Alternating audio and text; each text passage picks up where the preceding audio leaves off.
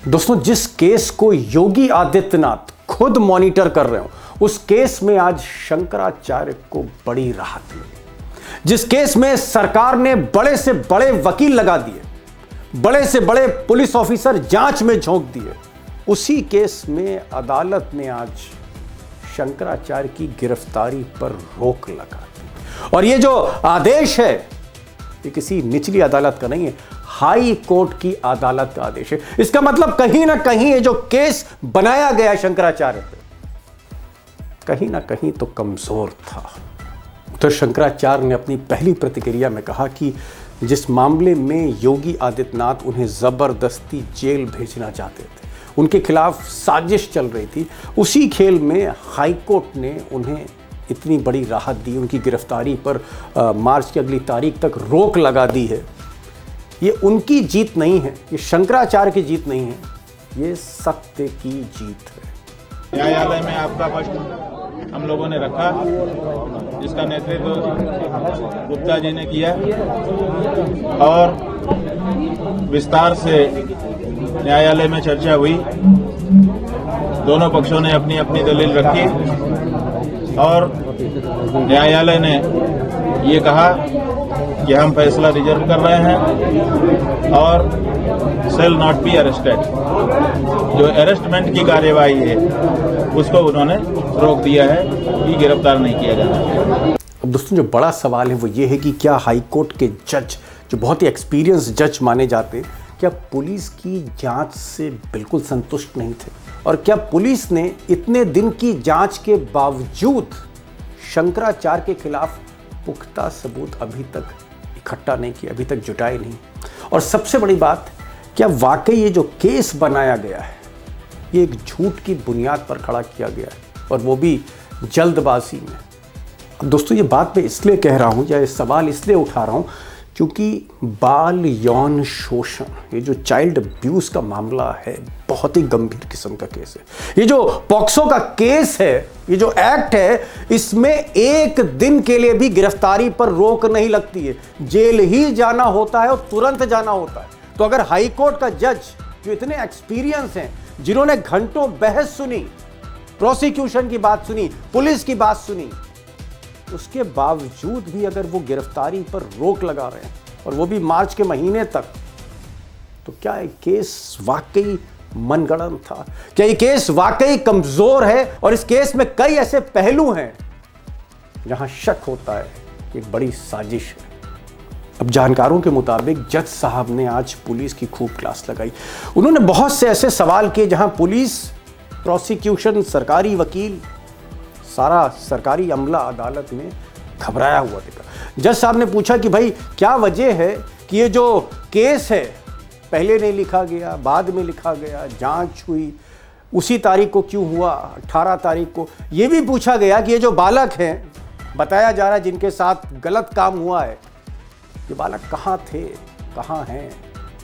हमने शुरू से कहा था कि पॉक्सो एक्ट लगाया गया है और पॉक्सो एक्ट कहता है कि तत्काल अगर किसी माइनर के साथ कोई मिसहैपनिंग हुई है तो तत्काल बच्चों को सही कस्टडी में दिया जाए। और ये हिस्ट्री सीटर की कस्टडी में कैसे बच्चे रह रहे हैं, तो आज उसका भी जवाब कम से कम मिला है।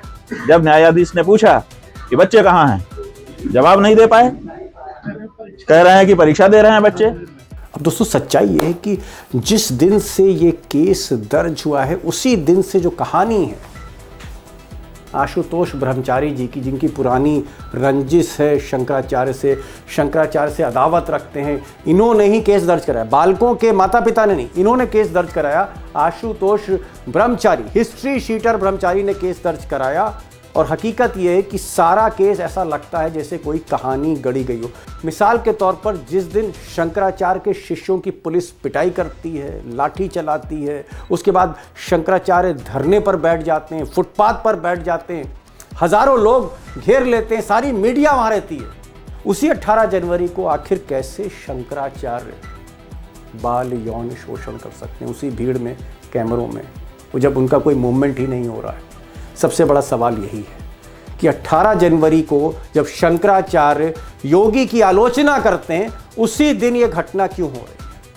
नंबर 2, ये जो बालक बताए जा रहे हैं, हो सकता है इनका शोषण हुआ हो, किसी ने शोषण किया हो, लेकिन शंकराचार्य का कहना है कि ये जो दोनों बालक हैं ना कभी आश्रम में रहे, ना उनके विद्यालय में रहे, ना वो इनको जानते हैं, तो फिर ये घटना कैसे हो गई। और तीसरा पॉइंट तो कहीं, लेकिन तीसरा प्रमुख पॉइंट कि ये जो आशुतोष ब्रह्मचारी हैं जिन्होंने ये FIR दर्ज कराई है, ये सही बात है कि योगी के बहुत करीबी हैं, जगत गुरु रामभद्राचार्य के बहुत करीबी, यानी योगी के लॉबी के बहुत करीबी हैं, लेकिन सच्चाई ये है कि ये आदमी खुद एक बहुत शातिर अपराधी है, खुद गैंग रेप में ये नामजद हो चुका है। और शायद इसीलिए चाहे साधु संत समाज हो या विपक्ष हो, पहले दिन से बात कही जा रही है कि शंकराचार्य के खिलाफ ये मुकदमा इसलिए लिखा गया क्योंकि शंकराचार्य ने अपनी ज़ुबान योगी के खिलाफ खोली थी। कई ऐसे सच बोले थे जो जाहिर तौर पर योगी जी और उनके समर्थकों को दिल में तीर की तरह लगे। सरकार उन्हें अपमानित करने में लगी हुई है। ये सरकार का लोकतांत्रिक व्यवहार नहीं हो सकता। उसका विरोध आम लोग कर रहे हैं। शंकराचार्य का अपमान कोई भी स्वीकार नहीं कर सकता। अब दोस्तों, केस सही है, गलत है, मनगढ़ंत कहानी है या सही कहानी है, ये तो अब अदालत ही तय करेगी और अदालत में तो केस पहुंच ही चुका है। लेकिन हकीकत यह है कि पर्दे के पीछे बहुत बड़ी राजनीति हो रही है। और राजनीति यह है कि इस मामले को लेकर, यानी शंकराचार्य को लेकर, बीजेपी के भीतर दो फाड़ हैं। बीजेपी दो हिस्सों में बटी हुई है। एक तरफ योगी और उनकी लॉबी है और दूसरी तरफ अमित शाह और उनकी लॉबी है। और हालत यह है कि योगी जी के अंडर जो दो डिप्टी चीफ मिनिस्टर, दोनों उप मुख्यमंत्री अभी भी योगी के साथ नहीं है इस मुद्दे पर, चाहे केशव प्रसाद मौर्य हो और चाहे ब्रजेश पाठक हो। केशव प्रसाद मौर्य तो यहाँ तक कह चुके हैं कि शंकराचार्य को वो भगवान के समान मानते हैं। किसी भी पूज्य संत आचार्य को, शंकराचार्य जी को, किसी भी संत का भी अनादर हमारे यहाँ करने का वो नहीं है। अगर कोई ऐसा किया होगा जांच करके कार्रवाई करेंगे, लेकिन उनके जो भी ऐसा किया है उसकी जांच करके कार्रवाई करेंगे।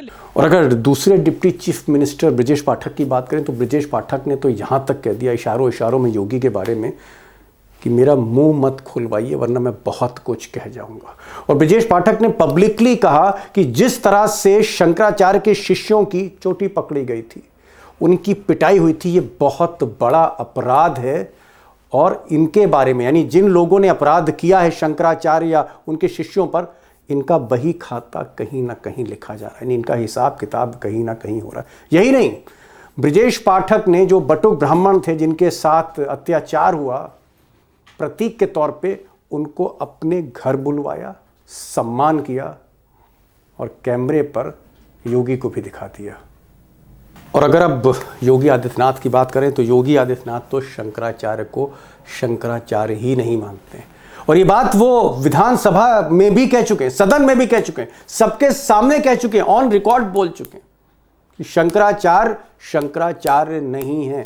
और यहां तक योगी ने कहा कि अगर किसी ने अपराध किया है तो उसको जेल जाना होगा, यानी इशारा शंकराचार्य की तरफ है कि जेल तो जाना ही होगा। नाम नहीं लिया शंकराचार्य का यहां पर, लेकिन इशारा है कि जिसने अपराध किया वो सलाखों के पीछे जाएगा। अब ये अलग बात है कि आज हाईकोर्ट ने सलाखों के पीछे जाने से रोक लगा दी शंकराचार्य की गिरफ्तारी पर। शंकराचार्य नहीं लिख सकता।